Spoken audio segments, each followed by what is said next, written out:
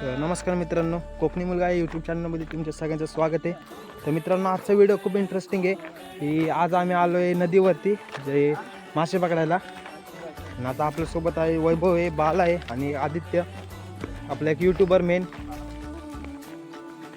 मित्रांनो, अंधारात जास्त काही दिसत नाही, जवळ आल्यावरती सगळं दिसत. इथं काळोख पण लई आहे आणि आम्ही मासे पकडायला खाली जाणार होतो, पण अफवा अशी झाली की खाली पाण्यात मगर आहे, त्यामुळे आम्ही इथं आलो वर.